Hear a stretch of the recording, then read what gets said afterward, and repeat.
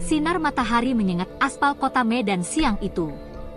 Di perempatan Jalan Gatot Subroto, kemacetan sudah seperti rutinitas sehari-hari. Ibda Rudi Siregar, polisi lalu lintas yang sudah lebih dari 1 dekade bertugas di jalanan, berdiri tegap di tengah hiruk-pikuk kendaraan. Dengan peluit di mulutnya dan tangan bersarung putih melambai, ia mengatur arus yang seolah tak pernah berakhir.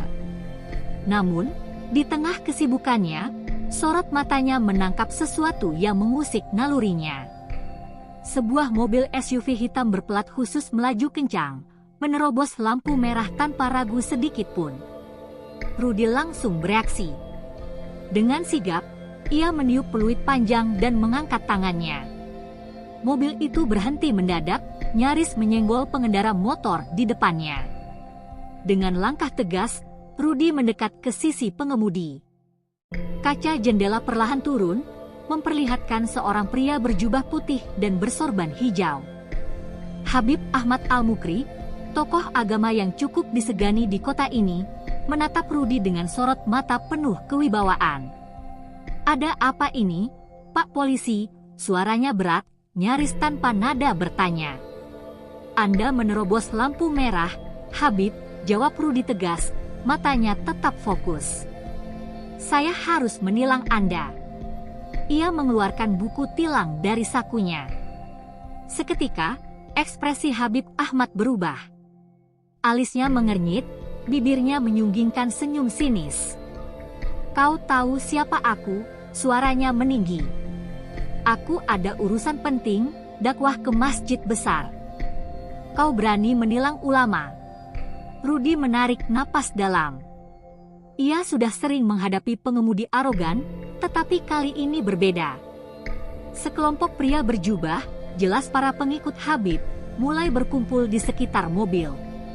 Beberapa di antara mereka berbisik, ada yang sudah menyalakan kamera ponsel. Situasi semakin memanas. "Maaf, Habib, aturan tetap aturan," kata Rudi, tetap teguh pada pendiriannya. "Semua warga negara harus patuh pada hukum." Habib Ahmad menggebrak dashboard mobilnya. "Kurang ajar kau," teriaknya. Ia keluar dari mobil, berdiri tegap di hadapan Rudi. Jalanan semakin riuh. Pengikutnya mulai meneriakkan takbir, menciptakan ketegangan yang menggantung di udara. "Apa kau tidak takut azab, polisi?" Menghalangi perjalanan seorang habaib. Rudi tetap diam, tangannya menguat menggenggam buku tilang. Salah satu pengikut Habib, seorang pria bertubuh besar, maju dengan gerakan agresif. "Minta maaf sama Habib sekarang juga," bentaknya. Rudi melangkah mundur sedikit, tetapi ia tak gentar. "Jangan bikin keributan di jalan," katanya, suaranya tegas. Namun, pria itu tak mendengar. Ia mendorong Rudi dengan kasar. Polisi itu tersentak, lalu refleks menahan dan melawan. Dorongan berubah menjadi perkelahian singkat. Rudi berhasil menjatuhkan pria itu dengan teknik bela diri yang dikuasainya. Teriakan meledak dari para pengikut Habib. Kemacetan semakin menjadi, klakson menggema, sementara warga yang menonton dari trotoar mulai merekam kejadian ini. Habib Ahmad semakin murka. "Polisi macam apa kau ini? Melawan ulama," suaranya menggema. Sementara itu, beberapa rekan polisi yang mendapat laporan segera datang dengan sirene meraung-raung. Namun, sebelum keadaan bisa dikendalikan, video pertikaian ini sudah beredar di media sosial, menjadi viral hanya dalam hitungan menit. Rudi tahu, siang itu tak hanya lalu lintas yang macet, hidupnya pun akan terjerat dalam badai besar. Ia hanya ingin menegakkan aturan, tetapi kini ia berhadapan dengan kemarahan massa dan ancaman yang jauh lebih besar dari sekadar buku tilang. Sirene polisi meraung, membelah hiruk-pikuk di tengah jalan yang sudah berubah menjadi lautan manusia. Beberapa anggota polisi bergegas turun dari kendaraan patroli, mencoba meredam situasi. Namun, suasana sudah telanjur panas. Habib Ahmad berdiri di tengah kerumunan, wajahnya merah padam, Sorot matanya tajam menusuk ke arah Ibda Rudi Siregar. "Kalian lihat sendiri," serunya lantang, tangannya menunjuk Rudi. "Polisi ini kurang ajar. Berani-beraninya merendahkan ulama." Suara dukungan bergemuruh dari para pengikutnya. "Hukum polisi itu. Jangan biarkan ulama dipermalukan," teriak seseorang dari kerumunan. Rudi tetap berdiri tegap, meskipun ia bisa merasakan tekanan luar biasa dari massa yang semakin berani mendekat. Rekan-rekannya dari kepolisian segera membuat barikade, mencoba melindungi Rudi dari kemungkinan serangan. Seorang perwira mendekati Rudi dengan wajah tegang. "Apa yang sebenarnya terjadi, Rudi?" tanyanya, matanya mengamati keributan yang terus membesar. "Saya hanya menjalankan tugas, Pak," jawab Rudi dengan nada tetap tenang meskipun dadanya bergemuruh. Beliau menerobos lampu merah, "Saya hanya ingin menilangnya, tapi malah berujung seperti ini." Perwira itu menatap Rudi sejenak, lalu beralih ke arah Habib Ahmad yang masih berdiri dengan penuh amarah. "Habib, mari kita selesaikan ini dengan kepala dingin," katanya mencoba meredakan situasi. "Tidak ada yang perlu didinginkan," suara Habib Ahmad menggema. "Polisi ini sudah melecehkan ulama. Dia harus meminta maaf di depan semua orang." Suasana semakin memanas. Beberapa pengikut Habib sudah mulai mendorong barikade polisi, memicu ketegangan yang hampir tak terkendali. Rudi mengepalkan tangannya, tapi ia tahu bahwa setiap tindakan gegabah darinya bisa berakibat fatal. Tiba-tiba, dari arah samping, seseorang melempar botol air mineral yang hampir mengenai kepala Rudi. Suara riuh semakin membahana, membuat jalanan berubah menjadi medan pertempuran emosi. Polisi mulai mengamankan beberapa orang yang terlihat provokatif, tetapi jumlah mereka kalah banyak. Warga yang awalnya hanya menonton dari jauh kini mulai terpancing, sebagian membela Habib, sementara yang lain mulai menyuarakan dukungan untuk polisi. Tak ingin situasi semakin tak terkendali, sang perwira akhirnya mengambil keputusan cepat. "Bawa Habib dan Ibda Rudi ke kantor. Kita selesaikan ini di dalam, bukan di jalanan." Para polisi bergerak cepat. Habib Ahmad tampak berang, tetapi sebelum ia bisa berbuat lebih jauh, 2 orang polisi dengan hormat membimbingnya ke mobil patroli. Sementara itu, Rudi juga diminta naik ke mobil lainnya. Sorakan dan teriakan masih menggema saat kendaraan-kendaraan polisi mulai bergerak meninggalkan lokasi. Di dalam mobil, Rudi menatap keluar jendela, melihat betapa cepatnya ketertiban berubah menjadi kekacauan. Ia tahu, kejadian ini tak akan berhenti di sini. Video yang beredar di media sosial sudah menjadi bahan perbincangan panas. Tuduhan miring pasti akan berdatangan, dan ia akan menghadapi tekanan besar. "Ini belum selesai," gumamnya pelan, lebih kepada dirinya sendiri. Sementara itu, di mobil lain, Habib Ahmad duduk dengan wajah menegang, matanya memancarkan kemarahan yang belum reda. "Mereka pikir bisa mempermainkan ulama," bisiknya. "Aku akan pastikan polisi itu merasakan akibatnya." Perjalanan menuju kantor polisi hanya beberapa menit, tetapi bagi keduanya, itu terasa seperti perjalanan menuju medan perang yang sesungguhnya. Lampu putih terang menyinari ruangan interogasi di kantor kepolisian. Ibda Rudi Siregar duduk di kursi besi, punggungnya tegak, wajahnya tetap tenang meskipun hatinya bergolak. Di seberangnya, Habib Ahmad Al-Mukri duduk dengan tangan bersedekap, ekspresinya tajam dan penuh amarah. Di antara mereka, seorang perwira tinggi, AKBP Sumantri, berusaha meredakan ketegangan yang masih terasa menggantung di udara. "Kita semua sudah lihat bagaimana situasinya di lapangan tadi," suara AKBP Sumantri terdengar berat. "Tapi saya ingin mendengar langsung dari kalian. Ibda Rudi, ceritakan dari awal." Rudi menarik napas panjang. "Saya hanya menjalankan tugas, Pak." Habib Ahmad menerobos lampu merah, "Saya hentikan dan ingin menilangnya sesuai prosedur." Tapi beliau menolak, lalu situasi memburuk hingga terjadi keributan di jalan. Nada suaranya tetap tenang, meskipun ia bisa merasakan tatapan tajam dari Habib Ahmad yang duduk di hadapannya. Jalankan tugas. Habib Ahmad mendengus, tubuhnya sedikit condong ke depan. Apa kau sadar siapa yang kau tilang? Kau pikir bisa mempermalukan ulama di depan umum dan lolos begitu saja? Aku bukan orang sembarangan, polisi. Kau telah melecehkan agama dan para pengikutku. Rudi mengepalkan tangannya di atas meja, tetapi ia tetap menahan emosinya. Maaf, Habib, saya tidak melihat status seseorang di jalan. Siapapun yang melanggar aturan harus bertanggung jawab. Tidak ada yang kebal hukum. Suaranya mantap, tapi ia tahu kata-katanya seperti bensin yang disiram ke api. Habib Ahmad bangkit dari kursinya, tangannya menekan meja dengan kuat. Kau tidak tahu dengan siapa kau berurusan, bentaknya. Aku bisa membuat hidupmu hancur dengan satu perintah saja. Suasana di ruangan menjadi lebih tegang. 2 orang polisi bersiap di dekat pintu, berjaga-jaga jika situasi semakin memburuk. AKBP Sumantri segera mengangkat tangannya, meminta ketenangan. Habib, tolong duduk kembali.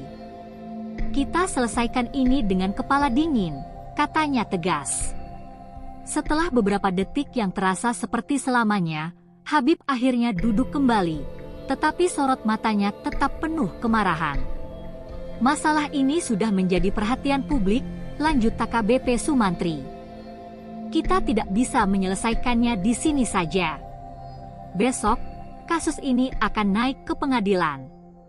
Mata Rudi membelalak, sementara wajah Habib Ahmad semakin mengeras.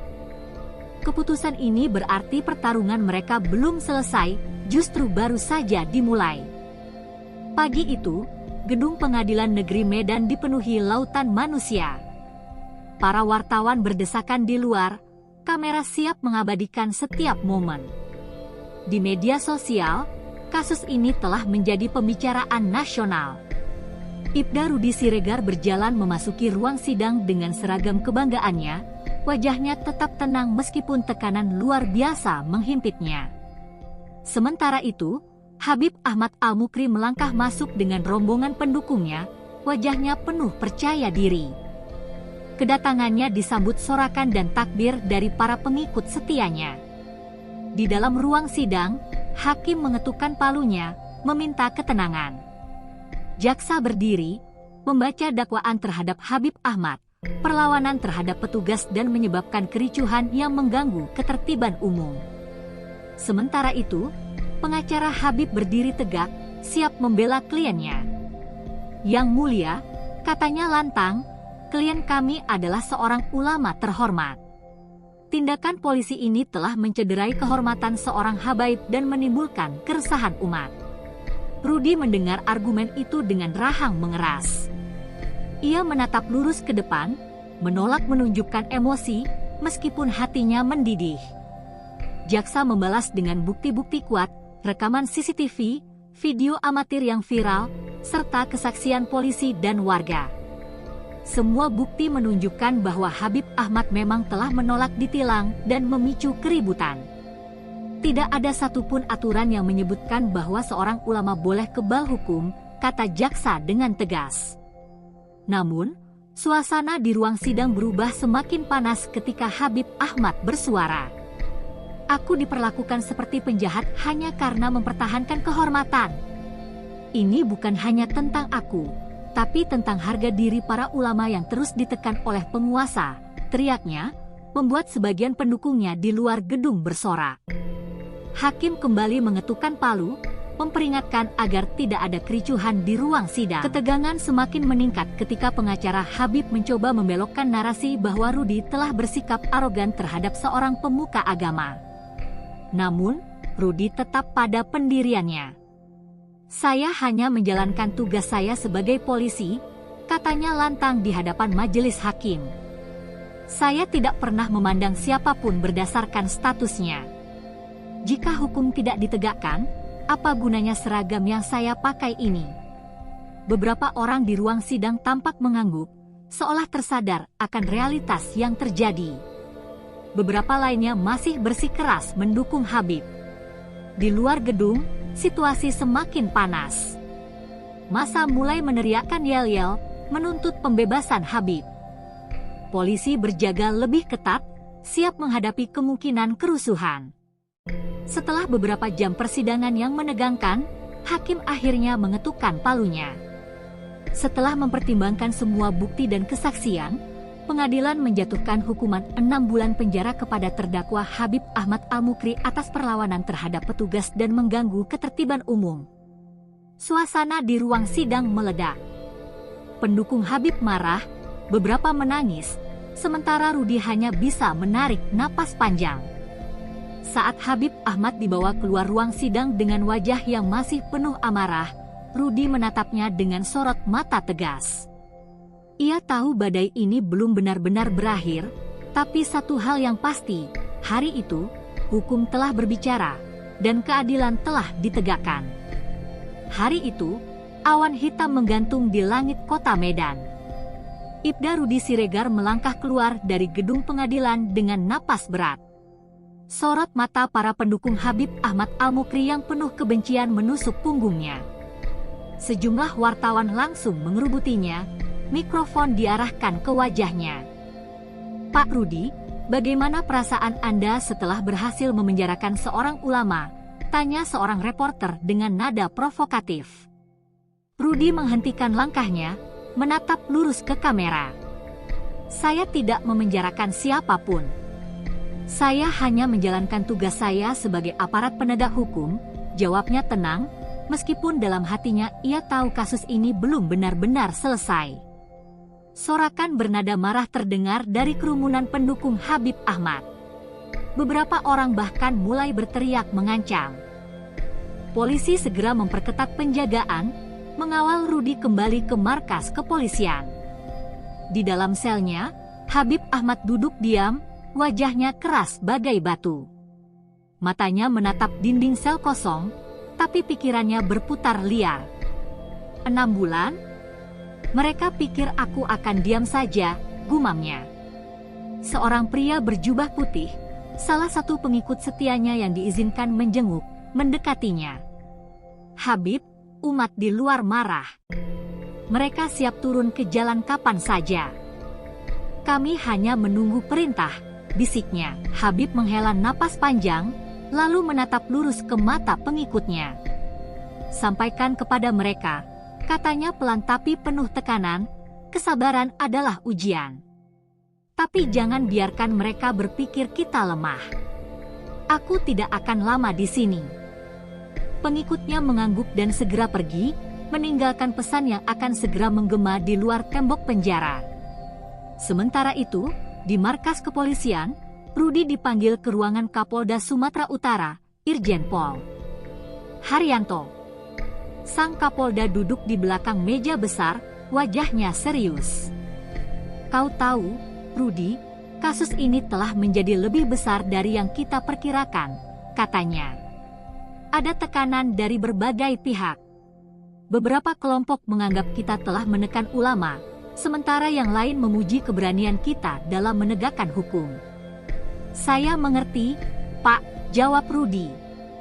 "Tapi saya hanya melakukan yang seharusnya dilakukan." Kapolda mengangguk pelan, lalu menatapnya tajam. "Mulai sekarang, berhati-hatilah. Aku sudah menerima laporan ada ancaman terhadapmu. Jika perlu, aku akan menempatkan pengamanan tambahan untukmu." Rudi menghela napas. Ia sudah menduga hal ini akan terjadi, tetapi mendengarnya langsung dari atasannya membuat dadanya semakin berat. Di luar sana, kelompok pendukung Habib mulai bergerak. Unjuk rasa pecah di berbagai titik kota, menuntut pembebasan Habib. Beberapa aksi berlangsung damai, tetapi di sudut lain kota, terjadi bentrokan dengan aparat. Jalanan yang biasanya sibuk kini dipenuhi spanduk, teriakan, dan amarah yang belum reda. "Bebaskan Habib Ahmad! Jangan bungkam suara ulama!" Suara mereka menggema, membuat suasana kota semakin tegang. Malam itu, Rudi duduk di rumah dinasnya, menatap gelas kopi yang mulai dingin. Pikirannya kacau. Ia tahu, hukum telah ditegakkan, tapi apa yang terjadi sekarang jauh lebih besar dari sekadar sebuah tilang. Telepon genggamnya bergetar. Sebuah pesan anonim masuk. "Kau pikir ini sudah berakhir? Kami belum selesai denganmu." Rudi menatap layar ponselnya dengan ekspresi keras. Ia tahu, badai baru saja dimulai. Malam semakin larut, tapi Ibda Rudi Siregar belum bisa memejamkan mata. Ia duduk di ruang tamu rumah dinasnya, menatap pesan ancaman yang baru saja masuk ke ponselnya. Dadanya bergemuruh, tapi ia berusaha tetap tenang. Sebagai polisi, ia sudah terbiasa menghadapi bahaya, tetapi kali ini berbeda. Ini bukan lagi sekadar penegakan hukum, ini sudah menjadi perang opini, perang keyakinan, dan mungkin juga perang nyawa. Di luar rumahnya, 2 polisi berjaga dengan senjata siap siaga. Setelah sidang, Kapolda langsung meningkatkan pengamanannya. Namun, Rudi tahu bahwa ancaman tidak selalu datang dalam bentuk yang terlihat. Ia berdiri, berjalan ke jendela, dan mengintip keluar. Jalanan sepi, hanya ada lampu jalan yang berpendar redup. Tapi ada sesuatu yang membuat bulu kuduknya berdiri, perasaan dia sedang diawasi.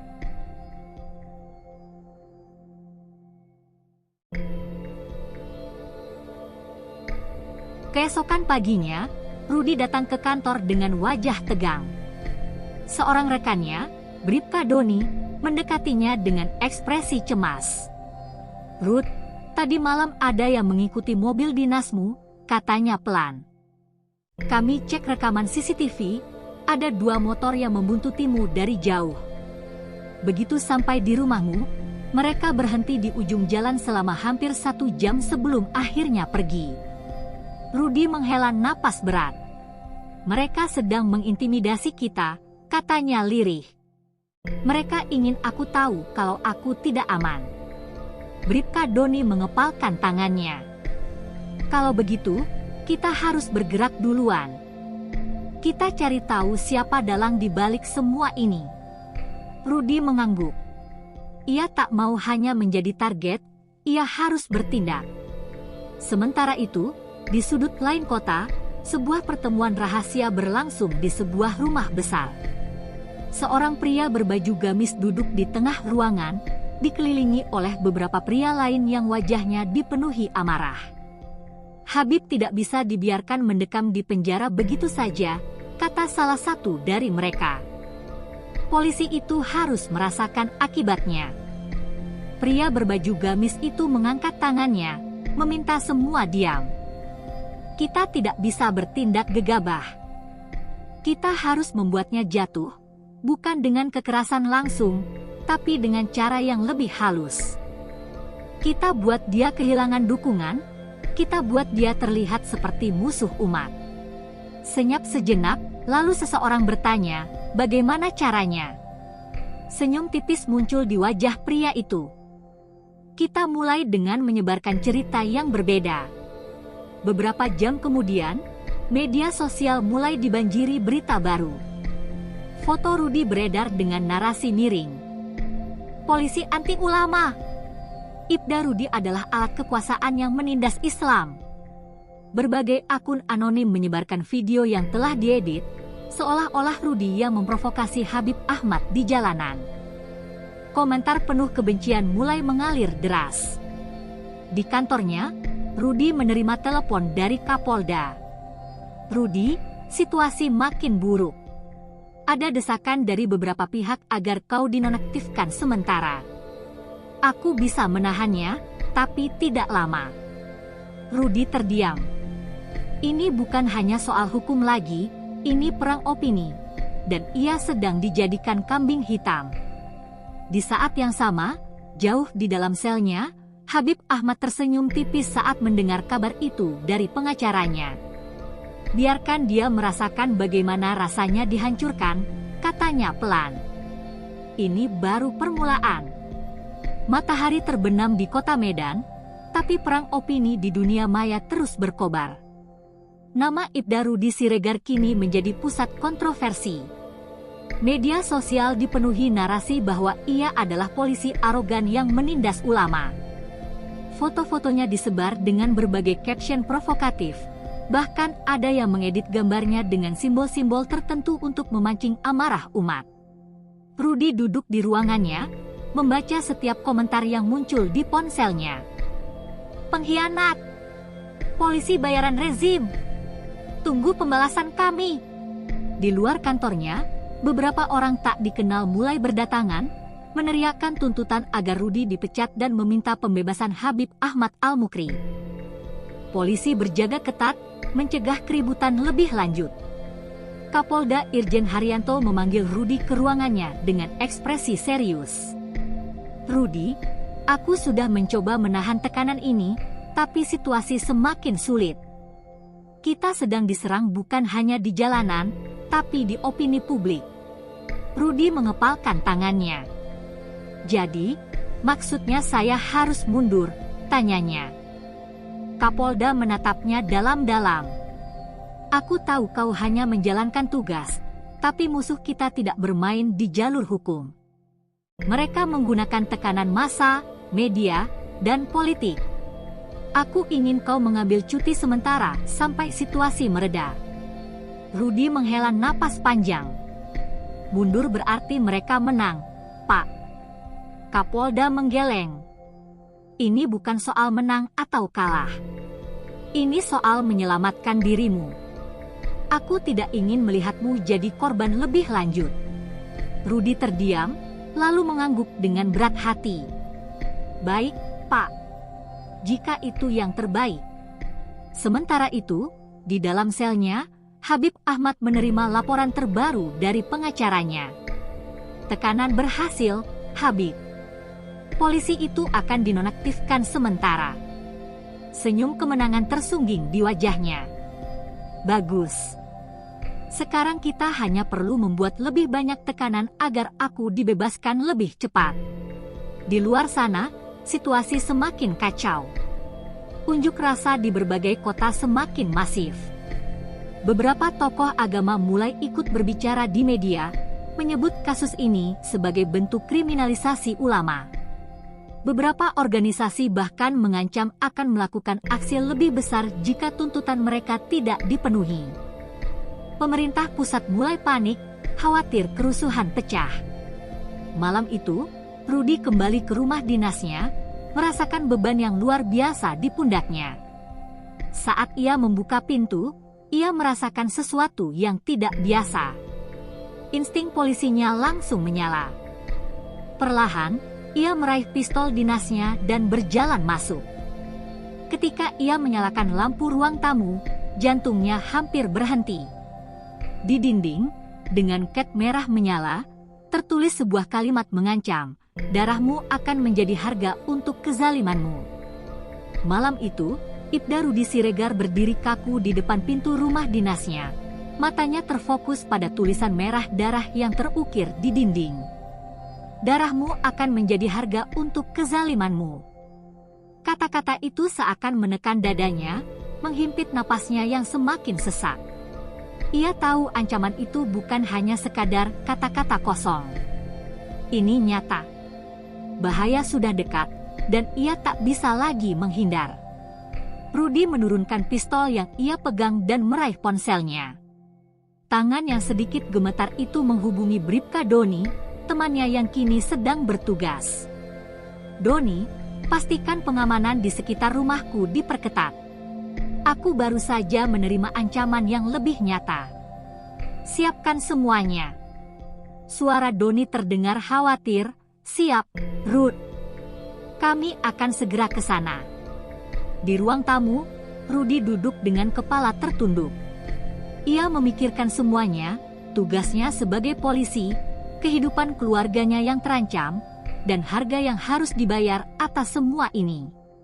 Ia bukan hanya menjadi sasaran kebencian, tetapi juga korban dari pertempuran politik yang jauh lebih besar. Ia merasa terjebak di antara dua kekuatan yang lebih kuat darinya, Tetapi ia tahu, ia harus tetap tegak, meskipun semuanya terasa semakin sulit. Namun, pada malam itu juga, sebuah peristiwa yang tak terduga terjadi. Rudi menerima telepon dari Kapolda Haryanto. Suara Kapolda terdengar lebih tegas dan lebih berwibawa daripada sebelumnya. Rudi, situasinya semakin buruk. Aku sudah memutuskan untuk menarikmu dari kasus ini secara permanen. Kami akan menanganinya dengan cara yang berbeda. Jangan lagi berpikir untuk kembali berperang di jalur ini. Rudi terdiam beberapa detik. Dalam hati, ia merasa keputusannya sudah ditentukan sejak awal. Ia tak lagi bisa menjadi bagian dari pertempuran ini. Semua yang ia lakukan, meskipun dalam niat baik, telah menjadi bom waktu yang akhirnya meledak. Baik, Pak. Terima kasih atas segala dukungannya, jawab Rudi pelan. Suara Kapolda menenangkan, jaga keselamatanmu dan keluargamu. Aku akan mengatur segala sesuatunya. Saat Rudi menutup telepon, matanya terfokus pada keluarga kecilnya yang kini tidur nyenyak di ruang sebelah. Anak perempuannya yang masih kecil, dan istrinya yang setia menemani meski berada di tengah badai ini. Rudi tahu, ini saatnya untuk menarik diri, untuk melindungi mereka. Ia harus melupakan ego, harus menerima kenyataan bahwa kadang, hidup tidak selalu tentang kemenangan atau keadilan yang kita kejar, tetapi tentang keselamatan orang yang kita cintai. Pada pagi hari, Rudi memutuskan untuk mengajukan pengunduran diri dari kepolisian. Ia mengirimkan surat resmi kepada Kapolda dengan alasan yang sederhana, untuk melindungi keluarga saya. Saat surat itu diterima, Rudi tahu bahwa babak kehidupannya yang baru akan dimulai. Ia tidak lagi menjadi polisi yang dihadapkan pada hukum dan ketegangan, tetapi menjadi seorang ayah dan suami yang lebih memilih kedamaian. Hari-hari setelahnya, Rudi tinggal jauh dari sorotan publik. Ia membuka sebuah usaha kecil bersama keluarganya di sebuah kota kecil di luar Medan. Kehidupan yang lebih sederhana, jauh dari sorotan media dan tekanan politik. Habib Ahmad, yang masih berada di penjara, akhirnya mendapatkan pembebasan setelah beberapa tekanan besar. Namun Rudi tak lagi terlibat dalam dunia yang penuh dengan kebencian dan pertentangan. Ia menemukan kedamaian dalam kehidupan barunya. Namun, meskipun ia telah memilih untuk mundur, Rudi tahu bahwa bayang-bayang dari apa yang telah terjadi akan selalu ada. Bagaimanapun, ia telah berdiri di titik pertemuan antara hukum dan keadilan, antara keberanian dan ketakutan. Dan meski bab ini telah berakhir, kisahnya akan selalu menjadi bagian dari sejarah yang kelam, namun penuh pelajaran.